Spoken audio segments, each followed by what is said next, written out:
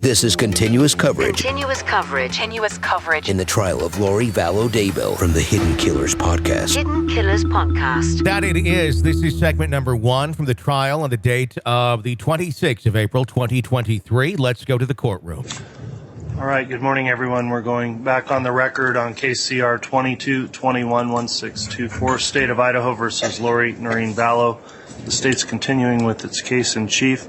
I'll note that we do have our conduct order in effect in the courtroom and the remote viewing locations that prohibits the use of any electronic devices from transmitting any sounds, images, or videos during this trial. I would ask the public to please continue to comply with that order. I would also note all the jurors are here and accounted for, and I believe we've received the juror affirmation from all the jurors. Is that correct, Mr. Bailiff? Yes, Your Honor. All right, thank you. And thank you again to the jurors for your continued service. When we left off yesterday, Mr. Wood, you were conducting your direct examination, I believe, of Agent Daniels, and I'll just briefly inquire as to Agent Daniels and insured. Did you view any of the trial testimony in this case between yesterday and today when you're testifying again? No, sir. Okay, thank you for that. I'll remind you you're still under oath for your testimony, and Mr. Wood, if you'd like to continue with your direct, you can. Thank you, Your Honor.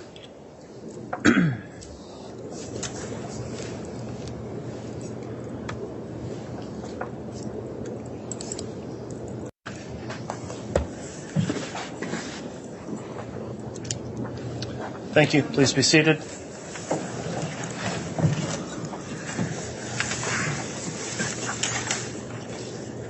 All right, Mr. Bailiff, we can have the jurors brought in, please.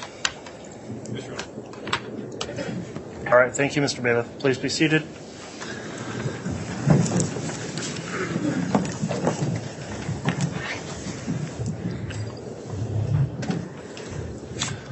All right, good morning, everyone. We're going back on the record on case CR 22-21-1624, State of Idaho versus Lori Noreen Vallow.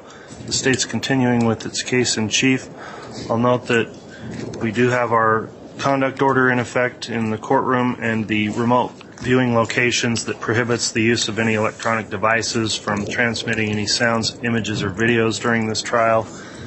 I would ask the public to please continue to comply with that order. I would also note all the jurors are here and accounted for, and I believe we've received the juror affirmation from all the jurors. Is that correct, Mr. Bailiff? Yes, Your Honor. All right, thank you. And thank you again to the jurors for your continued service. When we left off yesterday, Mr. Wood, you were conducting your direct examination, I believe, of Agent Daniels, and I'll just briefly inquire as to Agent Daniels and insured. Did you view any of the trial testimony in this case between yesterday and today when you're testifying again? No, sir. Okay, thank you for that. I'll remind you you're still under oath for your testimony, and Mr. Wood, if you'd like to continue with your direct, you can. Thank you, Your Honor.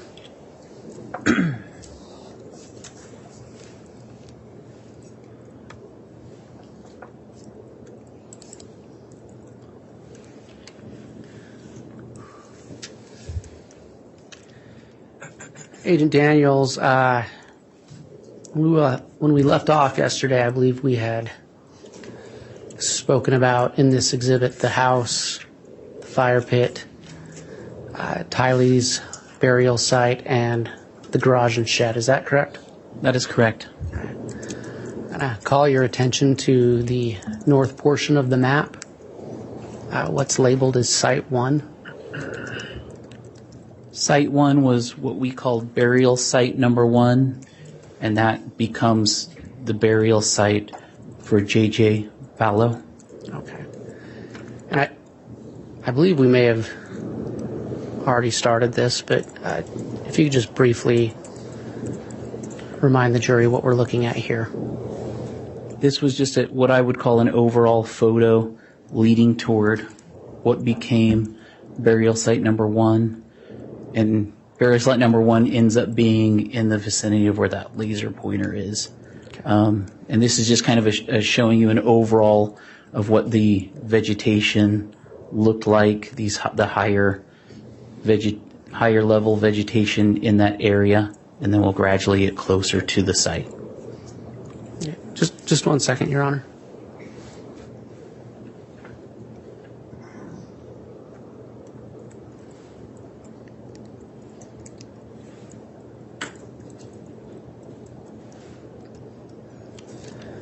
Can you briefly describe what's in photograph 149? This is just a photograph as we get closer now to burial site number 1, and this is the actual burial site here. So you can see the thicker vegetation, higher vegetation around the burial site, and then the actual burial site has the thinner layer of vegetation on top. And then when you're there in person, you could see that it was actually a little raised berm that was the actual burial site. Okay. And I believe that we covered this photo yesterday, and in this photo. Correct. And just to refresh everyone's memory, was this the preparation site or preparation of site 1? Correct. And this was just kind of the once we decide this looks like it could be a good burial. Our process for these burials, and JJ's burial was the first burial that we located on the property on June 9th. So our process, what we want to do when we process these burials or potential burials at this point, is we just want to kind of establish a perimeter for what we think that burial, where that burial is, and then we just want to start excavating or digging down, and anything that becomes significant as we're digging down, the team leader will just make a determination, okay, that looks pretty significant, let's stop, let's take photographs, let's take some faro scans of that layer, just to document that for later, to try to tell the story of how these remains were buried, whoever the suspect or suspects were that buried these human remains. We just want to show that story down the road, like a circumstance like this, to a jury. Okay.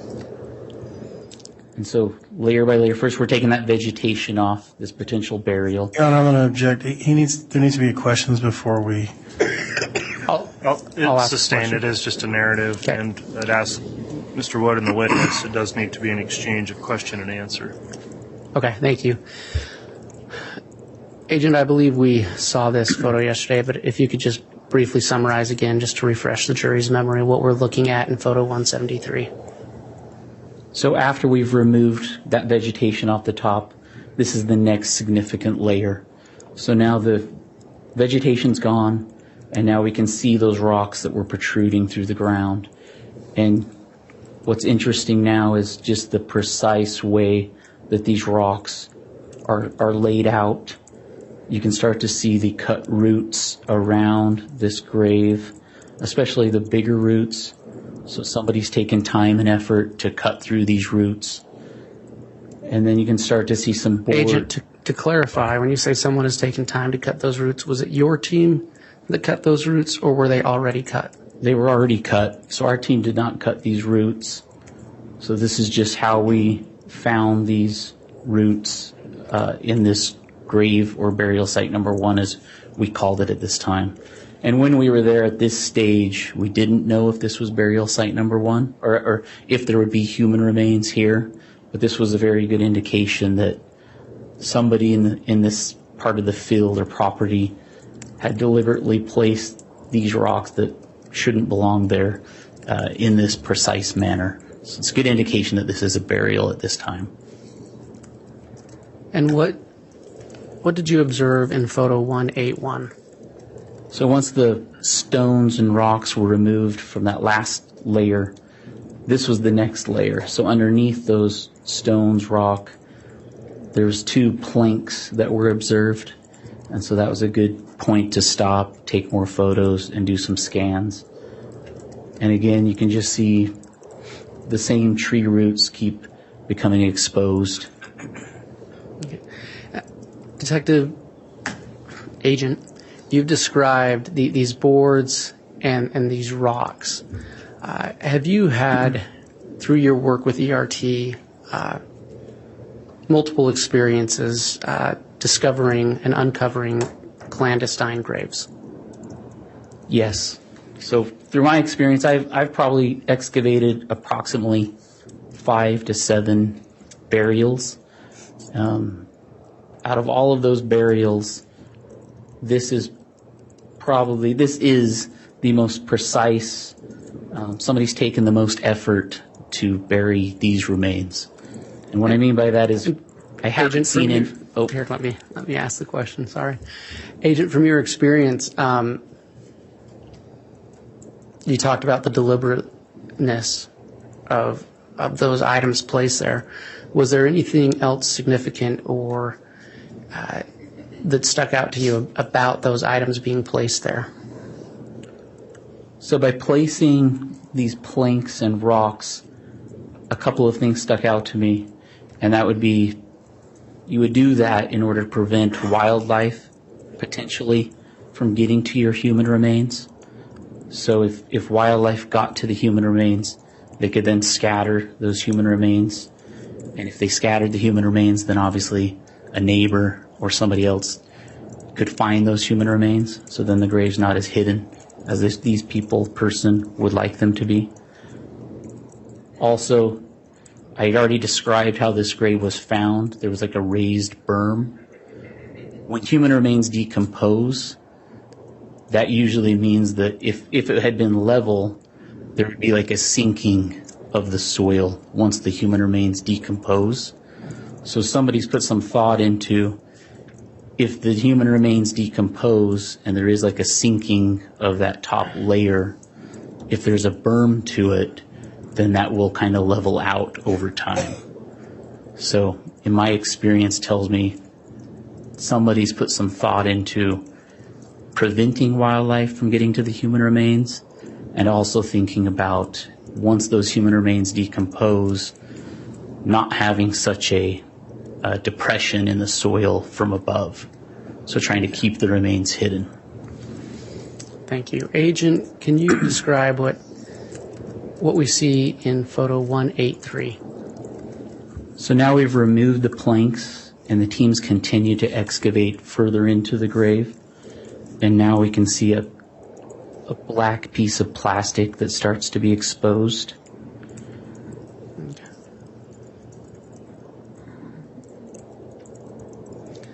And can you describe what we see in photograph 190? And it's at this point is when I get into the burial and I take my hands and I just kind of brush aside the soil from the black plastic. So I just kind of make an oval shape in the ground, and that has the feel of a human skull.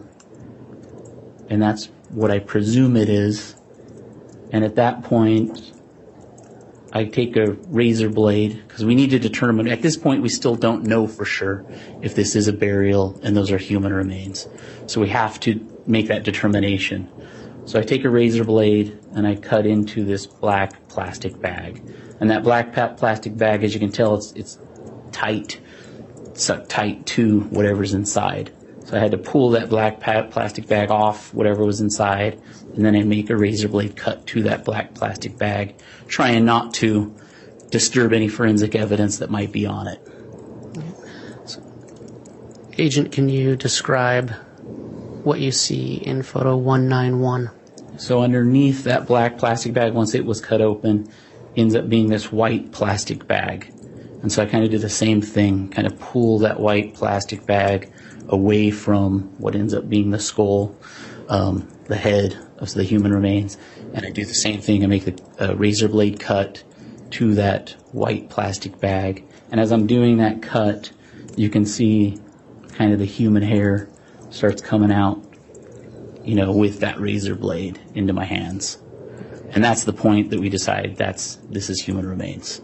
And so at that point is when that absolutely becomes burial site number 1, and that ends up becoming JJ's burial site. And can you describe what you see in photograph 192? This is just a better picture showing the hair that came off with the razor blade.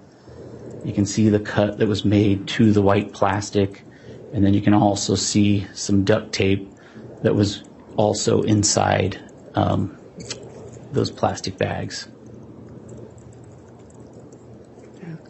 Can Can you describe photograph 195?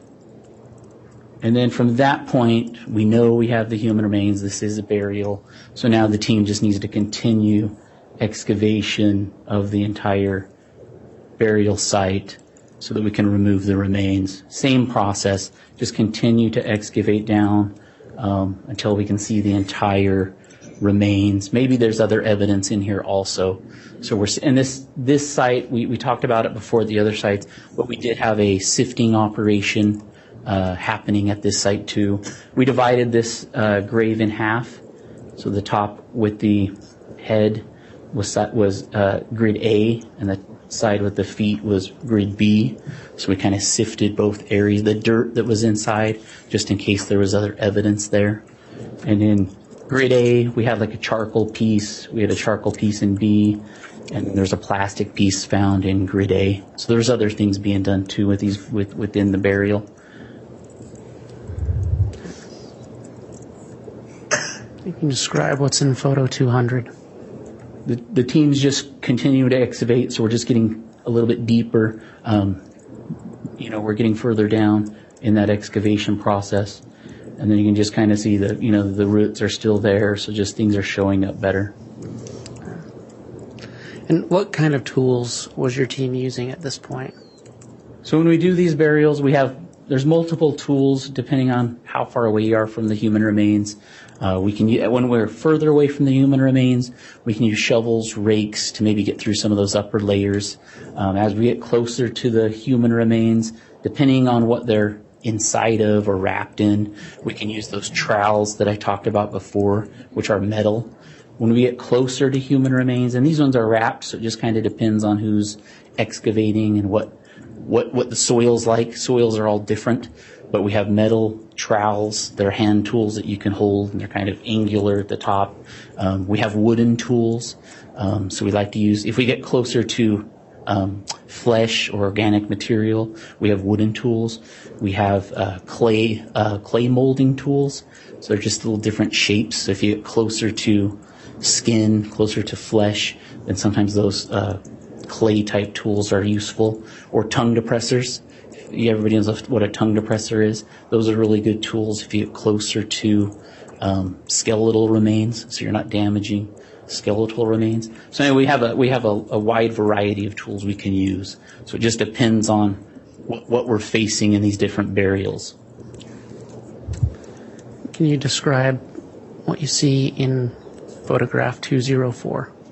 This is just kind of the continuation of the same it's a slow, methodical process. If you've ever done one of these, or we just take our time and we go slow, because we don't want, you can start seeing duct tape on the black plastic bag, and for forensic people, duct tape has really good evidence on it. So we go slow and methodical because we don't know what we're going to find, like the duct tape, so we try to preserve that. We don't want to hurt it, and we don't know what else we're going to find, so we just kind of go really slow, trying to find those key things and preserve those. So we just keep going down, and maybe that duct tape, something just every so often we'll just, again, it's the team leader's discretion when we stop, take photographs, and just try to, so when we're at this stage, just try to have these photos for everybody to review later. Okay. And can you tell us what you see in photograph 209? So now we're pretty much complete with the excavation of the human remains, and now we're ready to remove those remains. And what do you see in photo 215? So once those remains were removed, provided to the coroner, this just shows that there was decomposition that was leaking out of those plastic bags and has been left inside the burial. And then we did take samples of that decomposition.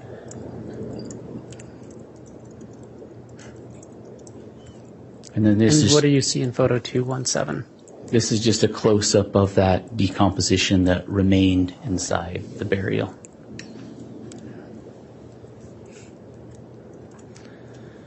Can you describe what you see in photograph 240? This is just showing some of those pieces of evidence or the rocks that were on top of the burial, one of the first layers, and then the planks that were on top of the burial. So some of those first layers that we had removed and then later took as evidence. And then all of the evidence from this burial was provided to the Rexburg Police Department, and then the human remains were provided to the coroner. Can you describe what we see in photo 268? And then this was the first burial that we found on the property. And so at this time, it was really important that we went deeper after we found the remains, and went wider after we found the remains, because at this time we weren't positive. We were still looking for Tylee's remains. So now that we had found JJ's, we knew, hey, Tylee's around here somewhere. So it was super important that we used the tractor. Is Tylee buried underneath JJ?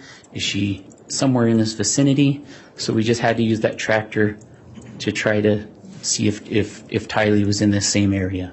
So this was kind of the first time we used the backhoe to just kind of expand a little bit around where JJ was, just in case. And did you find anything else in burial site 1? We did not.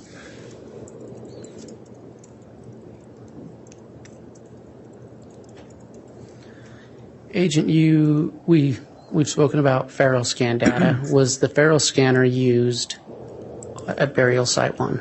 It was.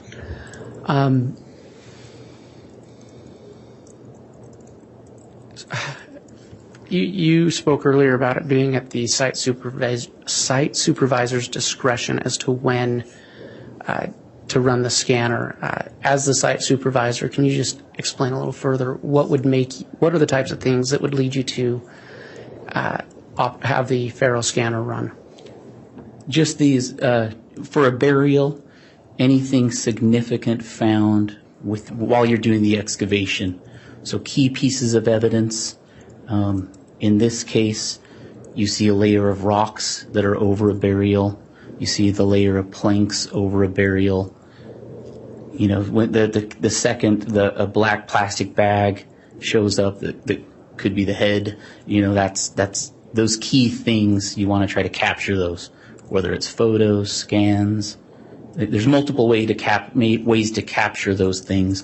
In this case, we chose to do the photos and the scans with the Faro scanner. Okay. So I'm going to show you what's been labeled layer A. And at this point, is there an approximate depth given? Yes, so this is just the photograph showing those rocks on the top on this layer. And then the lowest point of this layer, the approximate depth is listed in this lower diagram. And in layer B? So the lowest depth of the excavation from this photograph is just highlighted right here with that line. And again, you have in the diagram just from 1 foot, 2 foot, 3 foot. And layer C? And that depth is just kind of noted. The lowest depth from that picture is just kind of highlighted right there with C. And what can you describe for layer D? Just from this photograph where we were at that time, the lowest depth that was scanned was right there, so just under a foot. Okay. And finally in layer E. So this is when that excavation was complete. We were ready to remove the remains, and then the lowest layer scan depth when that picture was taken was just above 2 feet. Okay.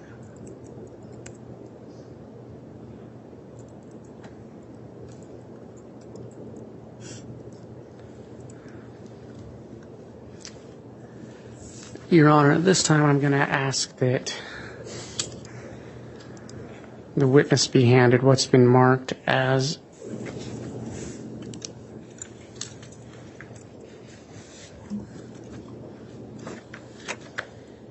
exhibits 170A through 170U.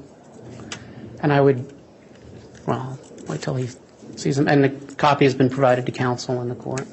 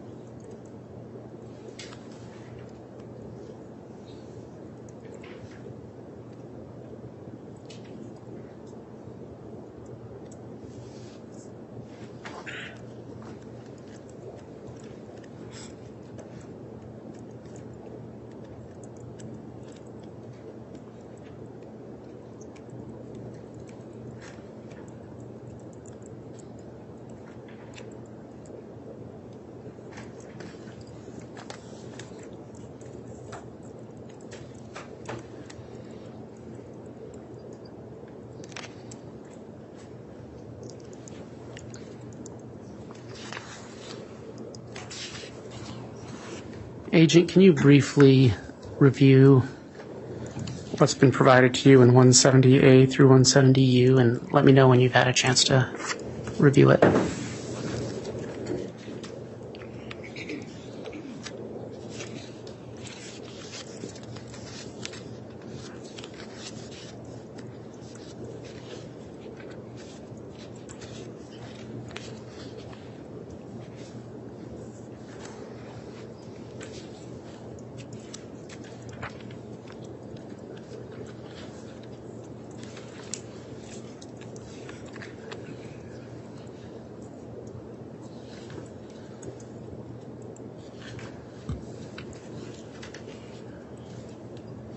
Okay.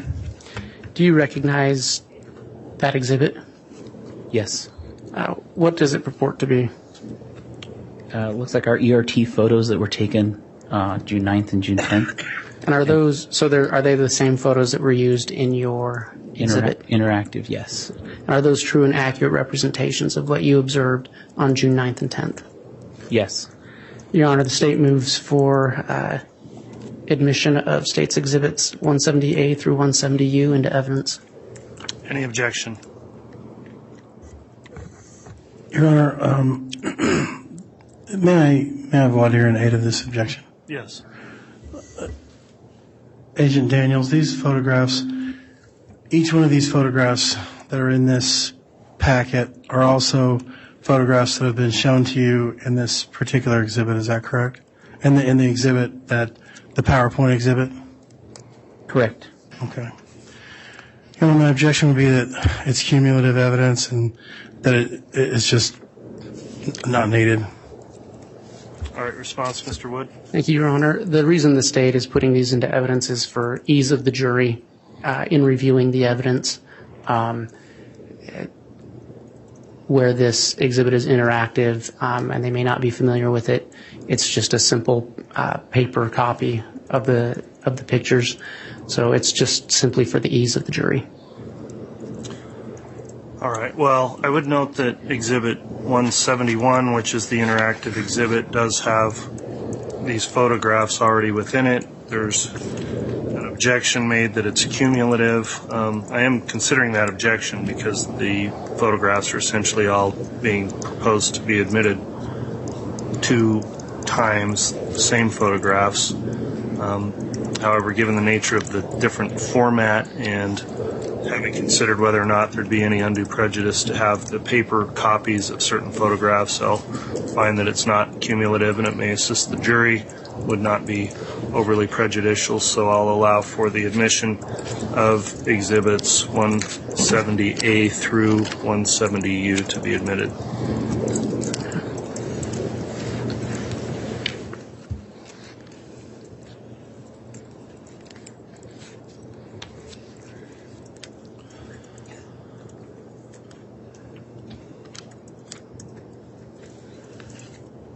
Then I next ask that the witness be handed State's Exhibit 170V through 170QQ.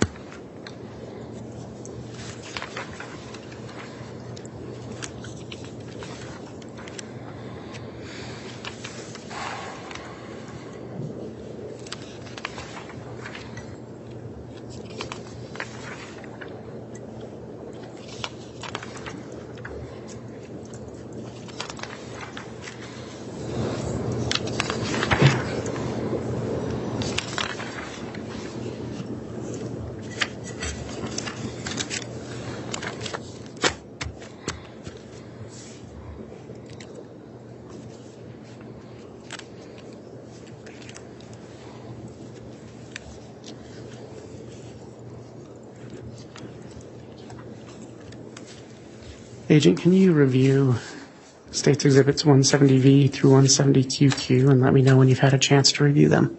Yes.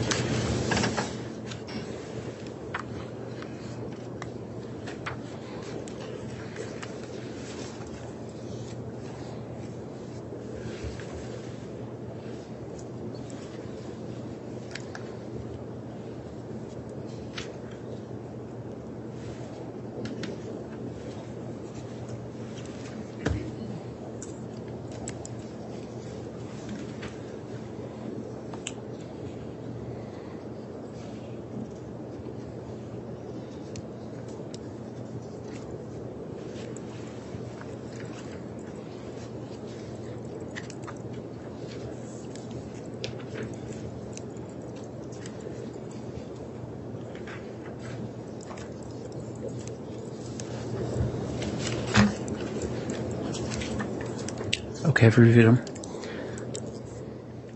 What is State's Exhibits 170V through 170QQ? They're photos that were in the interactive and photos that the ERT photographers took from the June 9th and 10th crime scene. Okay, and do you recognize those photographs? Yes. And are they true and accurate representations of what you witnessed on June 9th and 10th? Yes. Your Honor, for the ease of the jury, the State moves for admission of State's Exhibits 170V through 170QQ. Any objection from the defense? Yes, Your Honor, we would renew our objection that these are cumulative. Okay. I've considered that objection. Again, it is more than one version of the same photograph being admitted. The court does find, upon weighing it out, that it would not be unduly prejudicial to have the jurors have an easier reference of these particular photos, which are also found in the interactive exhibit. So the court will overrule the cumulative objection.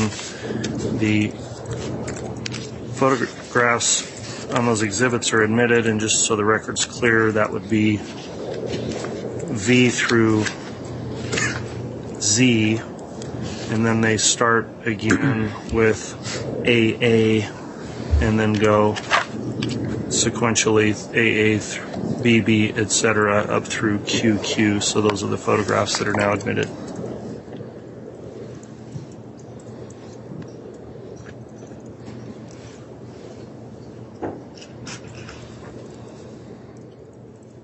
And then if this witness could be handed State's Exhibit 170RR through 170XX.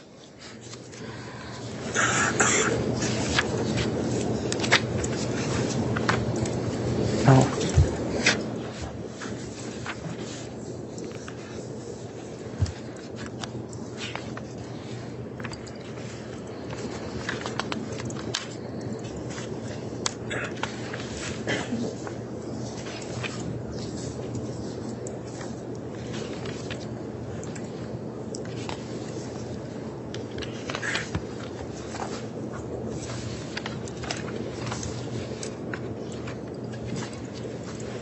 Looks like there's 2 copies, is that right? Yeah, I accidentally handed you my copy as well. Okay.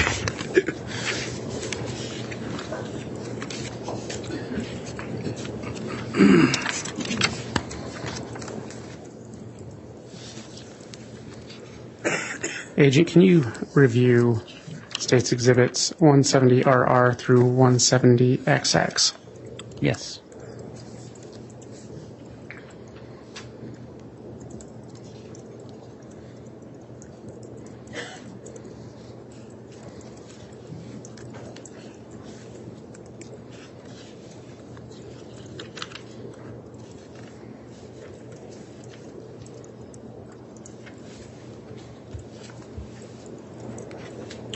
Okay. Agent, what is State's Exhibits 170RR through 170XX? They're photographs from the interactive. Okay. And what portion of the interactive exhibit are they the photographs of? They're from the house. Okay. And are they true and accurate representations of what you observed and witnessed on June 9th and June 10th of 2020? Yes, they are. Your Honor, the State moves for admission into evidence of 170RR and through 170XX. Any objection from the defense? Your Honor, the defense would object to these being cumulative. All right. Thank you, Mr. Thomas. The court's again considered that objection. While these photographs are already incorporated into the interactive exhibit, I determined that they may be an alternative way for the jurors to more easily access the photographs and would not be unduly prejudicial. So I'll overrule the cumulative objection and allow for the admission of exhibits RR sequentially through XX.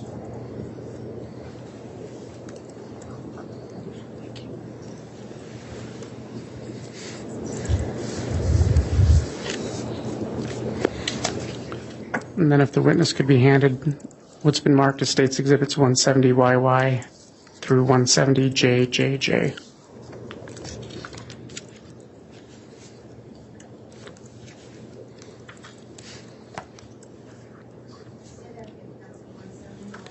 $170YY through 170JJJ.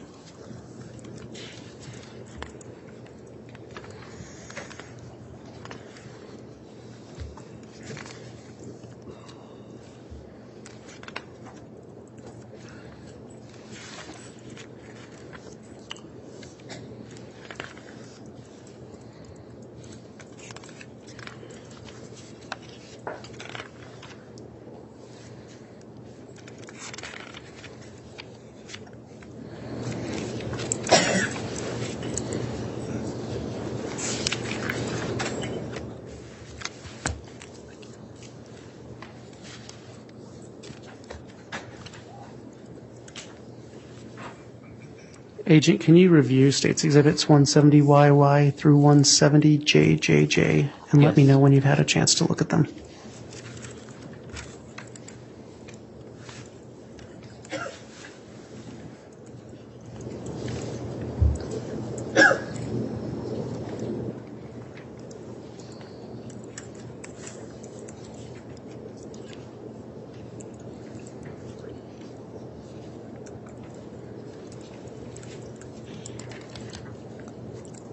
Okay.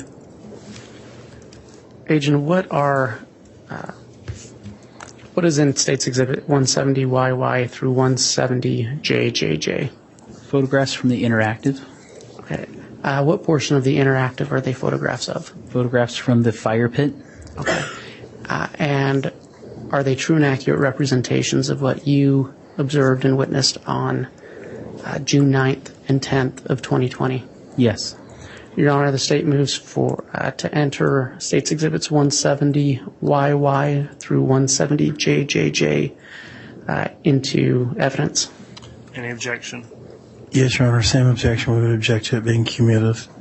Very well. The court's considered that cumulative objection for the same reasons I've indicated in the previous three rulings as to the nature of these photographs in relation to the interactive exhibit. I'll incorporate that same rationale and overrule the objection. So to be clear on the record then, Exhibit YY and ZZ are admitted, and then it begins with AAA and goes sequentially through JJJ, and that packet of photos is admitted over the objection.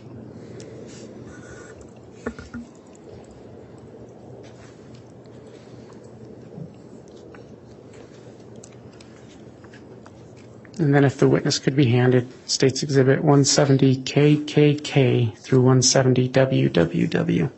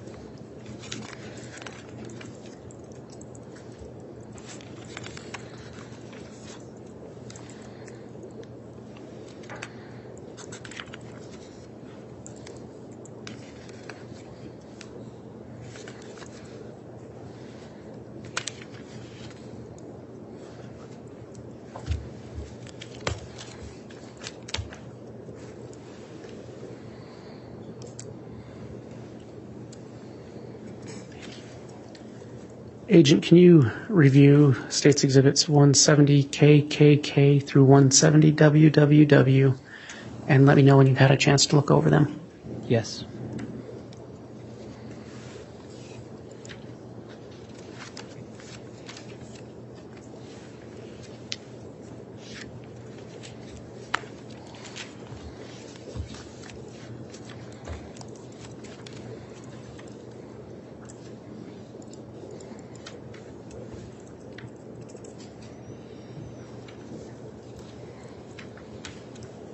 Okay. Agent, what have you had a chance to review State's Exhibits 170 KKK through 170 WWW? Yes. What do they purport to be? Photographs from the interactive? Okay. And they're the same photographs you used in your interactive? Correct. And which portion of the interactive are they photographs of? They're photographs of the garage or barn. Okay. And are they true and accurate representations of what you witnessed on June 9th and 10th, 2020? Yes. Your Honor, the State moves for admission of State's Exhibits 170 KKK through 170 WWW into evidence. Any objection? Yes, Your Honor, we would object to them being cumulative evidence. All right, court's considered that objection as to this set of photographs, and I'll overrule the objection for the same rationale previously stated as how these photographs relate to the interactive exhibit that was admitted. So for that same rationale, the court overrules the cumulative objection, and exhibits KKK through WWW sequentially have been admitted. Thank you. Just one moment, Your Honor.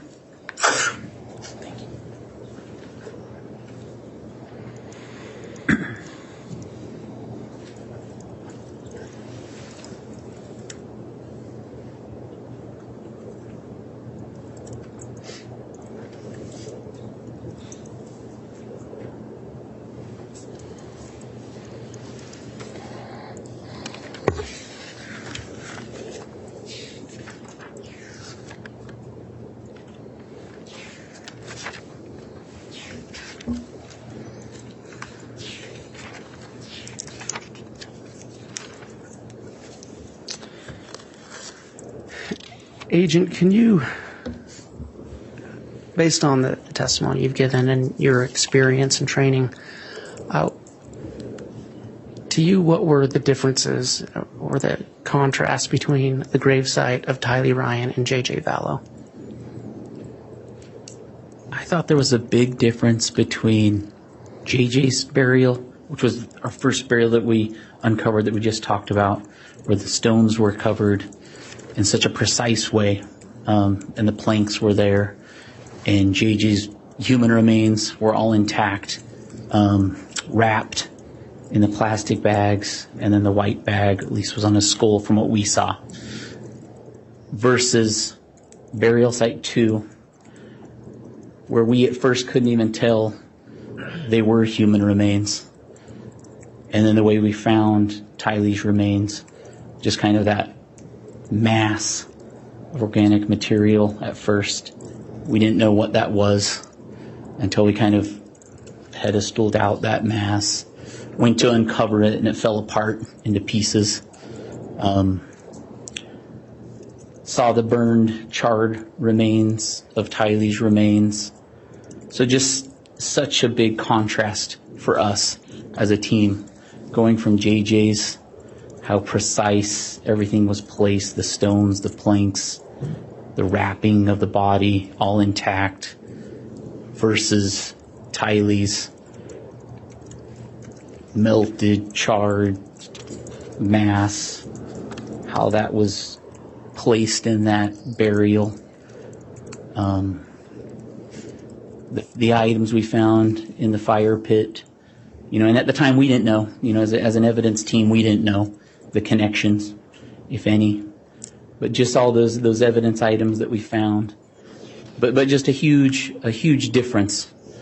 So, Okay. I think that's the best way to describe it from my Thank you. standpoint, being ERT that day. At this time, the state has no further questions, Your Honor. All right, thank you, Mr. Wood. Mr. Thomas, will you be conducting cross?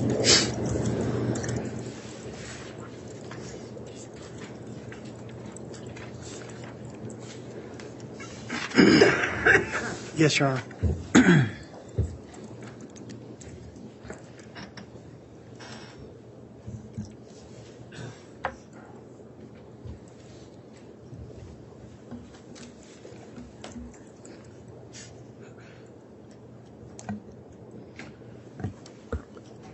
How you doing today, Agent? Good, thank you, sir. Good. You indicated that you've been on the ERT team for somewhere between about 13 years. Is that right? I'm saying 13 to 15 years. I was off and on. Okay. And during that time, you've been to 5 to 7 covered burials. Is that right? That's a good 5 to 7 approximate. burials? Yeah, that's a good approximate.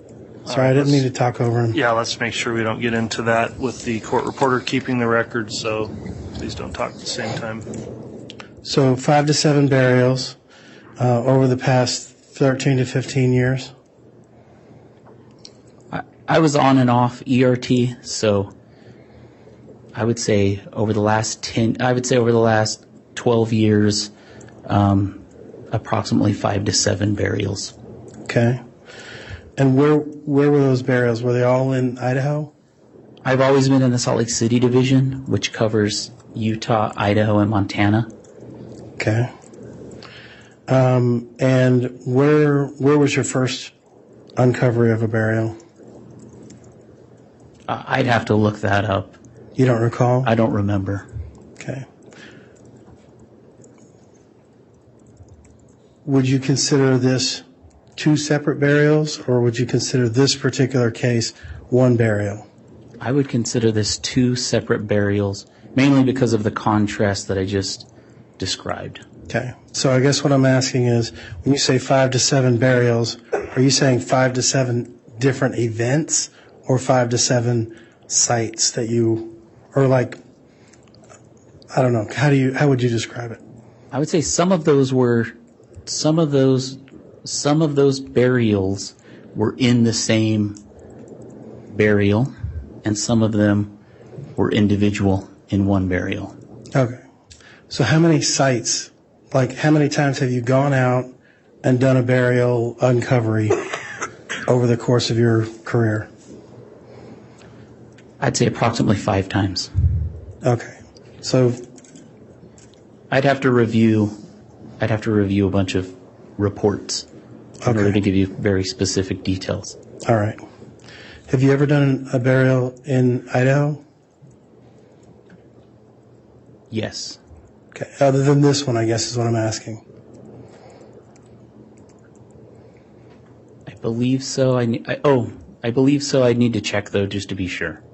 Where would it be? Probably on the Fort Hall Indian Reservation. Okay.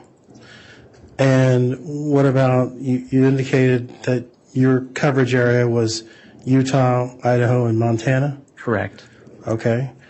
Where in Montana would you have gone for a burial uncovery?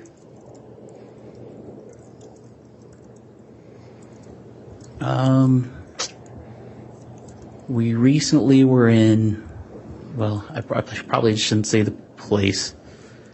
I probably shouldn't talk about specific cases. Well, it kind of goes to your credibility as to, you seem to have a little bit of knowledge recall issues, and so. How about I just say near Missoula, Montana? Okay. I've been on call-outs near, let's say, Moscow, Idaho. Okay. And a lot of those involve fire pits. So I've done multiple fire pit excavations, and that's excavating human remains from fire pits. Okay. And there was a fire pit in this particular excavation. Correct. That's why I think those are important to mention. Okay. All right. And so when you do these, you mentioned how you kind of made it sort of a grid, right? Correct. All right.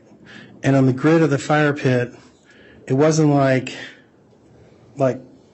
exact squared off. We're going to do 3 foot by 3 foot grids, right? And we're going to sift everything in that 3 foot section, and then we're going to move to the next section, and everything that gets pulled from that section gets put in this pile, right? That's not how it worked. We created our own grids. So we didn't have 3 foot by 3 foot grids. We just created our own grids that we showed on the map. Right. And then we sifted things from different grids. Okay. So what we collected from one grid was collected out of that grid. So we did keep track of what came from one grid and then collected that as evidence. And where did those, like they were in the fire pit area, there were 4 grid areas, right? There was 4 or 5. I'd have to look at our chart. 4 or 5. Okay. So the fire circle itself, was that one grid? Yes. Okay. And anything outside of the fire circle, there was a box or some sort of a, not necessarily a square, but some sort of an angular area, right? There were grids outside of the fire pit, and the fire pit was one grid. Okay. And everything that you collected inside the fire pit went to a specific area? Correct. To a specific blue tarp? That went to a blue tarp. That went to a sifting area and was sifted. Okay. And the other areas within that fire pit area that had other grid areas, were they sifted in a different spot or in the same spot? I'd have to check with our team members. I don't know if we sifted the other areas. Okay. So you definitely sifted the fire ring. Correct. But you're not sure if you sifted anything outside of the fire ring. Yeah, I don't know. I have to ask the other team members if we sifted anything from the other grids. All right. Well, we had about 3 years to prepare for this. This didn't come up over the last 3 years? I didn't discuss this, no. Okay. All right.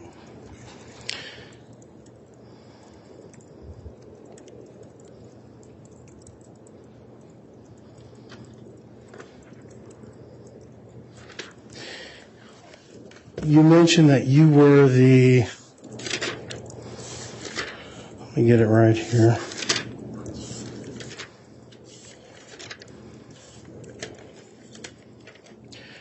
Currently the team leader of the ERT. Is that right? Senior team leader for the evidence response team. Senior team leader. And is that like the highest up you can go? Like everybody answers to you? I'm over all of the evidence response team members in Utah, Idaho, and Montana. Okay. So in your region, you're the senior team leader for Correct. the ERT. Okay. Correct. But there are other regions, and they have senior team leaders as well? Correct. All right. And have you, on this particular case, met with any of those other senior team leaders in other areas of the country? No. Okay. I have, in preparation for this search warrant, I did discuss this case with the evidence response team unit, and they oversee, they're based out of Quantico, Fredericksburg, Virginia, and they oversee all of the evidence response teams nationwide.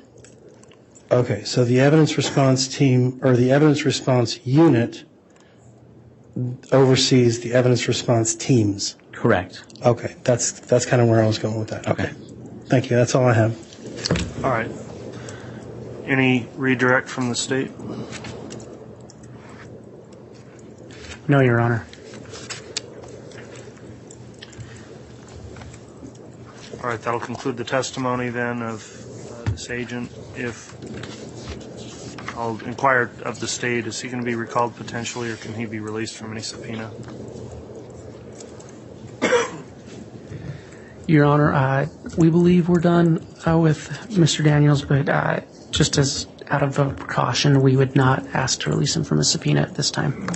Okay, that'll conclude your testimony then, and just the state will contact you if you think they think there's a reason to recall you at some point, so you'll remain under subpoena at this time while the trial's still going. The bailiff will escort you off the witness stand then, and the state can get prepared to call another witness.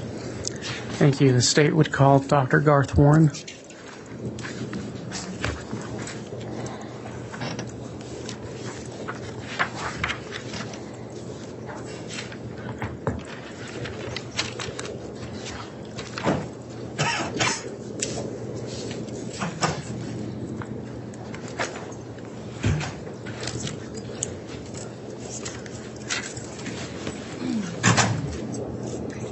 solemnly swear or affirm that the testimony you're about to give will be the truth, the whole truth, and nothing but the truth, so help you God?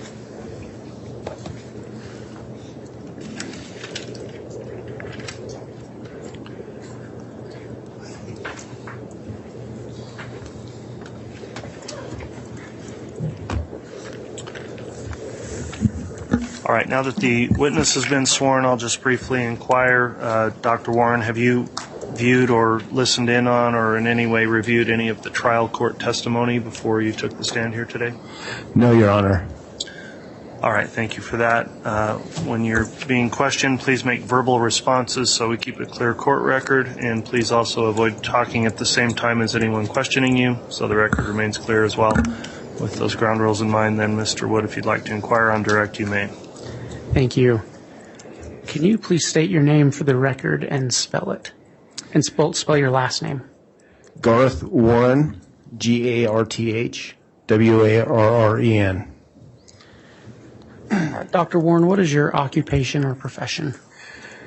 I am a forensic pathologist. Okay. What is a forensic pathologist? So, forensic pathologist is a medical doctor who essentially tries to figure out why people die. And the main tool that we use is an autopsy. We use additional studies as well, but the main tool is the autopsy. And ultimately, we determine the cause and the manner of death. Okay. So you said you're a medical doctor. Are you a duly licensed physician in the state of Idaho? Yes. How long have you been licensed to practice your profession? So I've been practicing licensed in Idaho for approximately 6 years, almost 6 years, and I was licensed in my previous job in Colorado for 5 years. So a total of about 11 years. Okay. And are you presently engaged in the practice of being a forensic pathologist? Yes. Where did you receive your training in pathology? So I attended the University of Health Sciences Center in Portland, Oregon, Oregon Health Science Center, and I did a general pathology residency and completed that. And after I completed my general residency, I stayed on for 2 more years and did a 2-year fellowship, or just additional years of training in neuropathology, which is just the study of the pathology that, excuse me, of the brain and the spinal cord. And then I went back to Denver, where I went to medical school, and I did a 1-year fellowship in forensic pathology. And I've been doing that ever since. Are you employed by the Ada County coroner? Yes. And what are your duties as a medical examiner in Ada County? So certain types of deaths fall under our jurisdiction at the coroner's office. Typically those are non-natural deaths. They can be natural deaths, a sudden unexpected natural death in a young individual where the cause of death isn't apparent. We would take jurisdiction. But really anything else, accidents, suicides, homicides, any suspicious cases would fall under our jurisdiction.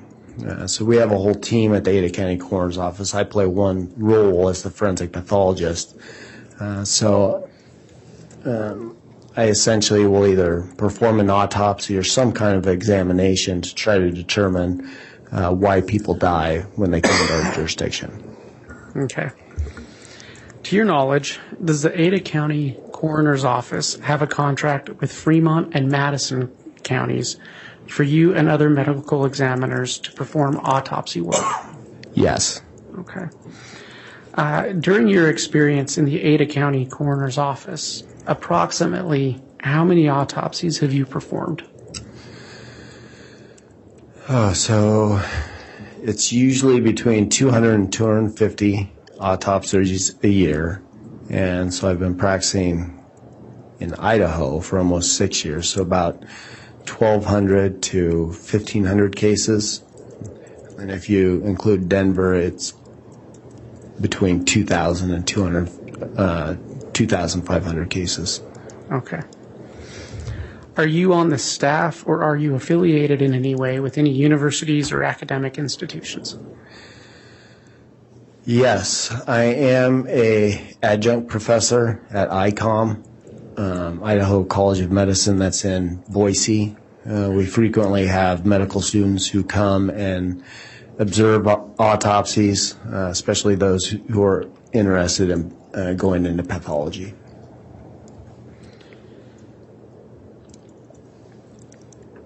So I asked you earlier what a forensic pathologist does, but exactly what does pathology involve? So pathology by definition is the study of disease, and it's broken up into different branches. The branch that most people are most familiar with is the anatomical pathologist. So that's the pathologist where if you go to the doctor and you get a mole taken off your skin, or you have to have a liver biopsy, or you get anything removed, that piece of tissue will essentially make its way to a laboratory, a clinical laboratory. And the pathologist will examine it, they'll look at it under the microscope, and they'll make a diagnosis. Then that diagnosis will be relayed to the clinician, who will then give the information to the patient. So a lot of pathologists spend their time looking under the microscope, making diagnoses. The other side of it is clinical pathology, and that's the clinical laboratory. So typically, a pathologist is in charge of the clinical laboratory. So anytime you've ever given a pee sample, a blood sample, that'll go to a clinical laboratory. It'll get tested. The pathologist oversees that. And then again, the results will get kicked back to the doctor who ordered it, your primary care doctor, and that will get relayed to you. So where forensic pathology fits in that is it's essentially a subspecialty of anatomical pathology. Are you a member of any specialized medical or scientific groups or associations? Yes, I am a member of the National Association of Medical Examiners. They're essentially the governing body of coroners and medical examiners across the country. I also participate in committees in the Treasure Valley and maternal mortality fatality committee, child fatality committee.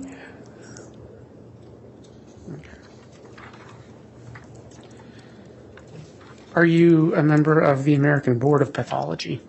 Yes. What is the objective of this board? So this board is the governing board that gives you your actual board examination. So after, for instance, when I completed my general pathology, I had to take a day-long test, and I had to pass that test. And then the American Board of Pathology says, okay, you are fine to practice now. And the same thing with my neuropathology and forensic pathology. You have to take these long tests. You have to pass them in order to practice pathology. So the objective of that board is essentially to make sure that its members are qualified. Yes.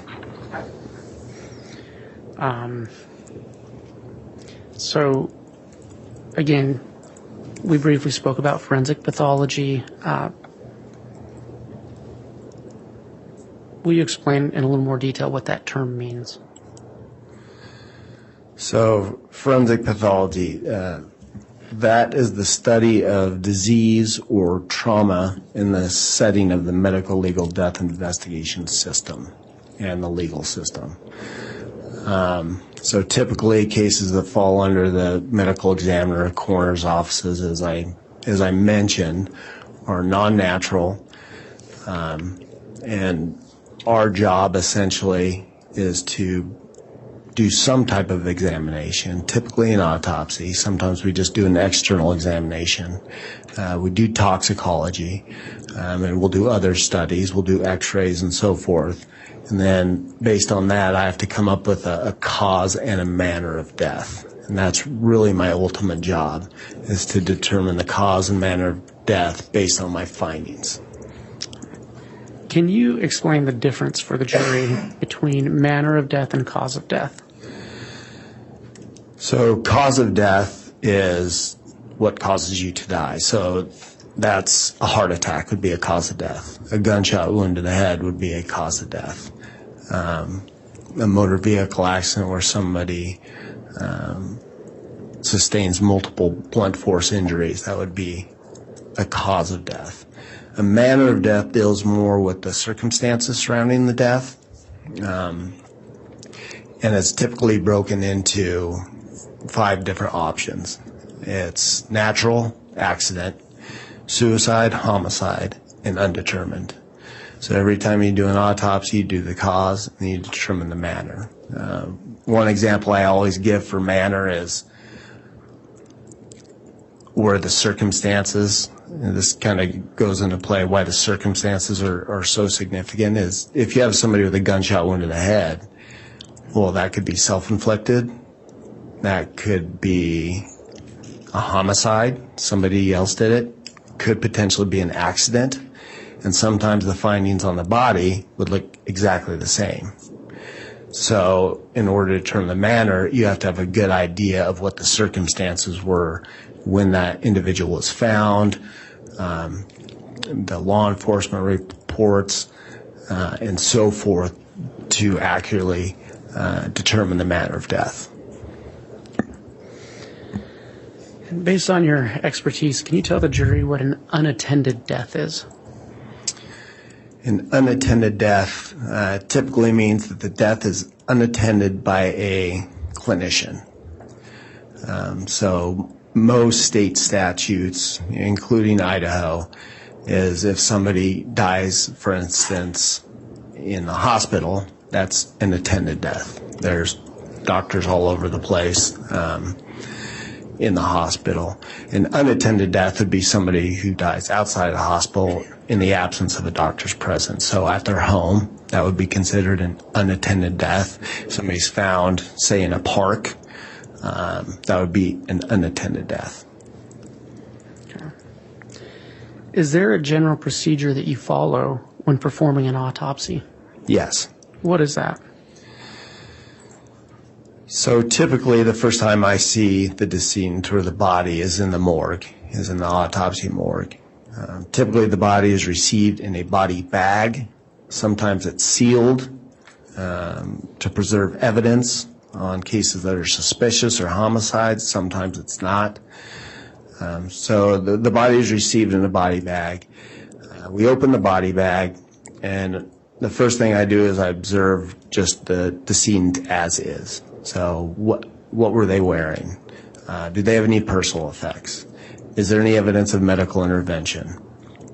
And once those are documented, I will take off the clothes, we'll take off the medical intervention, we'll gather evidence if needed. That's going to be case by case.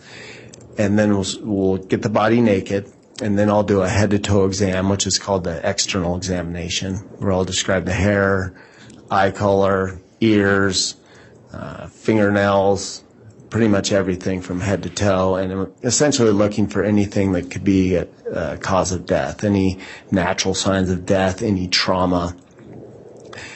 And then once I'm done documenting that, I will do the internal examination, and that's what most people think about the autopsy. We will make incisions that allow us to look at all the organs in the body, the heart, the lung, the liver, and so forth. And with those organs, we'll weigh them, we'll examine them, we'll dissect them. Again, same idea. I'm looking for anything, any natural disease process, any traumatic injuries that could explain the decedent's death. Also, during the autopsy, we obtain specimens for different reasons. We typically try to get blood, urine, and vitreous fluid, which is fluid from the eyeball, and we'll use those to perform a wide variety of different tests. We can do toxicology, we can look at electrolytes in the body, we can look for glucose, if somebody has diabetes. So we collect all those as well. During your years as a medical examiner, have you had occasion to observe many cases in which the manner of death was homicide or was linked to a homicide? Yes. Okay. Do you know approximately how many? I would say on average about 20 a year for 10 to 11 years, so over 200. Okay. Doctor, were you involved in the autopsy of Joshua Jackson Vallow? Yes. Okay. If it's okay with you, I'm going to refer to him as JJ from here on out. When were you involved in that autopsy? On June 11th, 2020. And where did that take place? That took place at the Ada County Morgue. Was this the first time you had ever seen JJ Vallow? Yes. And approximately how long did that autopsy last? It took approximately 4 hours. Okay. And did you write a report summarizing your findings for that autopsy? I did. Based on that particular autopsy and based upon your education, training, and experience, have you formed an expert opinion concerning the cause of death of JJ Vallow? I have. What was that? I determined the cause of death to be asphyxia by plastic bag over the head and duct tape covering the mouth. And then there's another segment that's other significant conditions. I put bound with duct tape, bruising to the arms, and abrasion to the neck. But ultimately the cause of death was asphyxia by plastic bag over the head and duct tape over the mouth. And do you make a determination as to the manner of death? If the autopsy is performed in Ada County, I do. We mentioned that there's a contract between other counties. We perform autopsies for a wide variety of counties around the state of Idaho because there aren't enough forensic pathologists out there. In those cases, our contract essentially says that we'll do the cause and then the coroner will do the manner of death. Okay.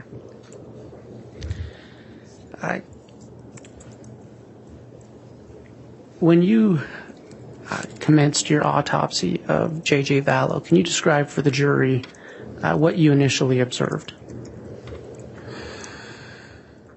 So initially, the body came within a sealed body bag, and it's sealed because we want to preserve evidence. It's just a way of us feeling confident that nobody's gotten into the bag or something's happened.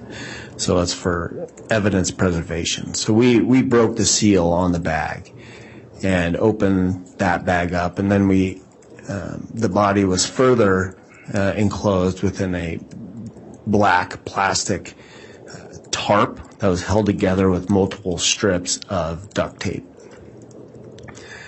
And then we opened that up, and that was the first time that you could actually see the body. Right from the beginning, there were some things that obviously jumped out. One, there was a white plastic bag over JJ's head, and it was wrapped around the face multiple times with duct tape all the way down to the neck. In addition, the forearms and the hands were bound with duct tape, and the ankles were bound with duct tape.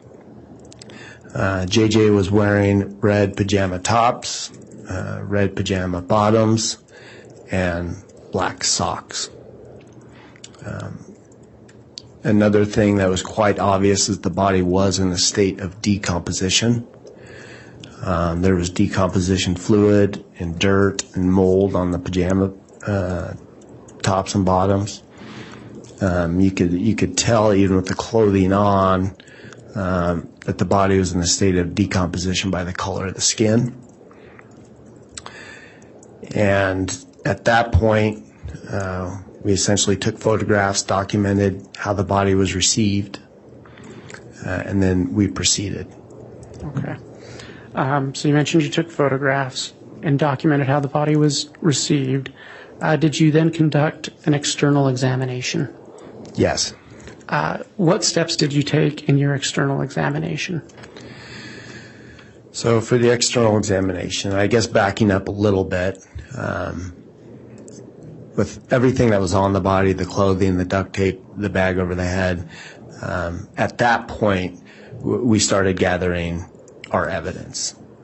So what we did is we took the pajama tops and bottoms off, and we submitted that to law enforcement. We submitted the socks to law enforcement.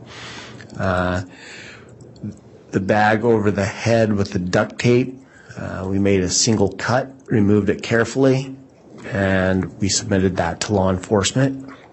With the duct tape around the arms, we made a single cut, unfolded that carefully, submitted that to law enforcement, and we also submitted the duct tape around the ankles. In addition to that evidence, we also did fingernail swabs. For evidence, we did hand swabs. The fingernails actually were easily came off because of the state of decomposition, so we ended up just submitting all of the nails for evidence. In addition to that, we didn't really know what was going on with the case as far as could there be a sexual component or not, so we did oral, anal, and penile swabs just to be careful. And then in addition to that, we took pulled head hair, a portion of the rib, and that was actually done during the autopsy, and 2 molars from JJ for DNA purposes. Bone, the ribs, and the molars are a good source of DNA, and we kind of figured that DNA may be important in this case. So that was all the evidence that we got and submitted to law enforcement. And then as far as the external examination goes, like I said before, I do an examination from head to toe. And as I stated before, one thing that was obvious was the body was in a state of decomposition. The head took on a green discoloration, neck. Other parts of the body had a light brown, leathery appearance. That is consistent with decomposition. There's fairly extensive skin slippage throughout the body, including partial degloving or skin falling off of the hands and the feet. And that was essentially what I found. I also found some injuries that jumped out. One injury was a scratch. There were abrasions. It appeared to be scratch-like abrasions on the left side of the neck. And angle. Doctor, if I can ask you, why was that significant to you? That was significant to me in a case like this, considering the way he was found. If there's any kind of injuries to the neck, it's a red flag. Do I know exactly what it means? No, but I think some of the things that come to mind are, was JJ trying to get the bag off his head? And could they be scratch marks trying to get the bag off of his head? I wasn't there. I don't know exactly what happened, but those are the types of things that go through my head. There are additional injuries, including bruising of both upper arms, symmetrical bruising on the right upper arm and left upper arm. And there's also a diffuse hemorrhage underlying the right thumbnail.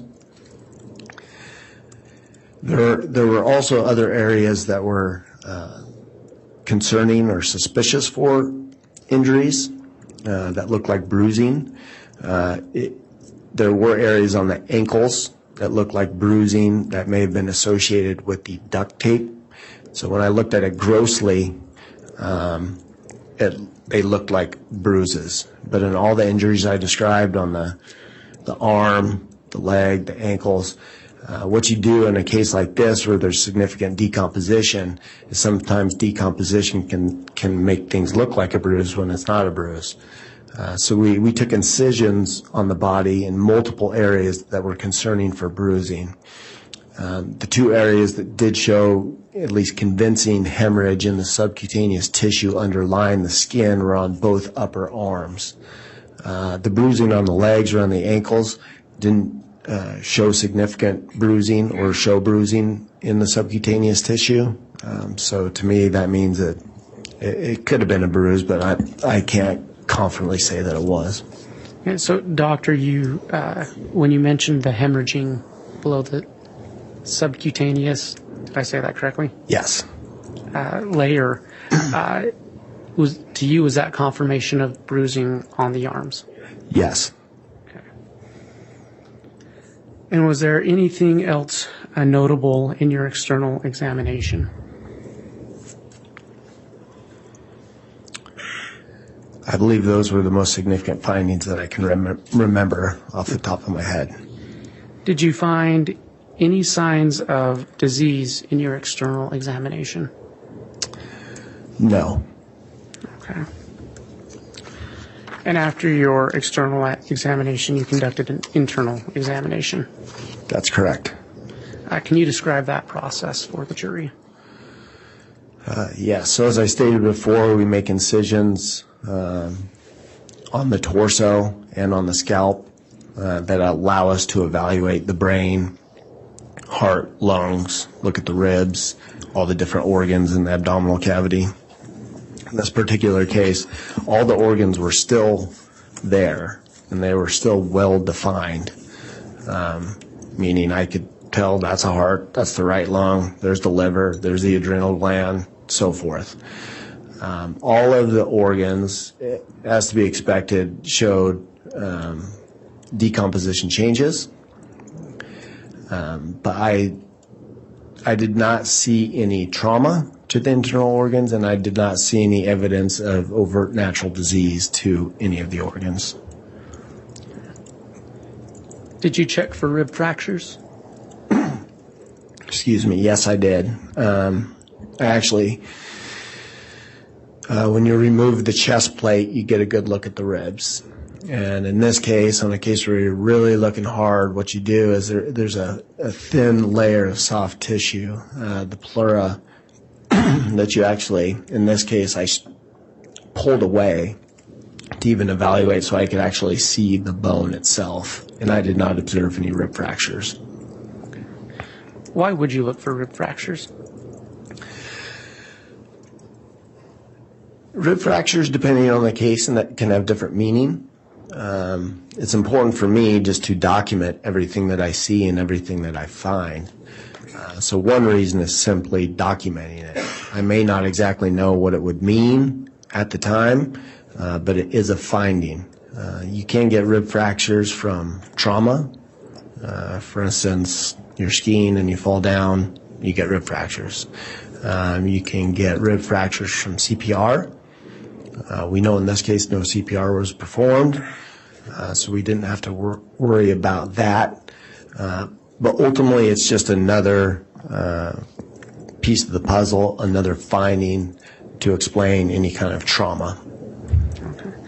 Okay. You stated you examined the organs. Did that include the lungs? Yes. Did you see anything remarkable in the lungs? No, I didn't, other than decomposition changes. Upon completion of your internal exam, what did you do? So,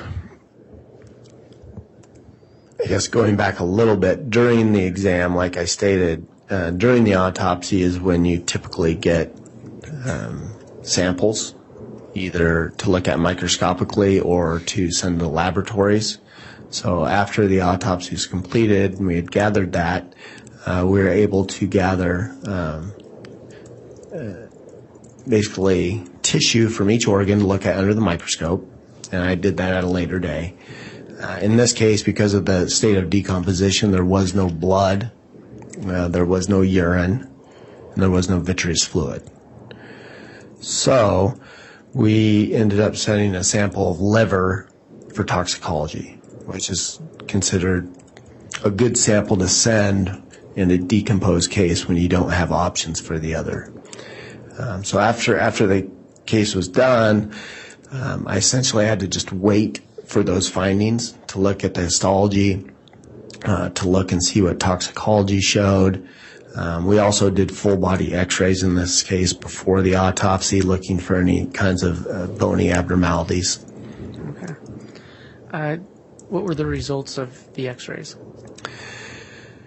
The x-rays did not show any overt bony fractures or bony abnormalities.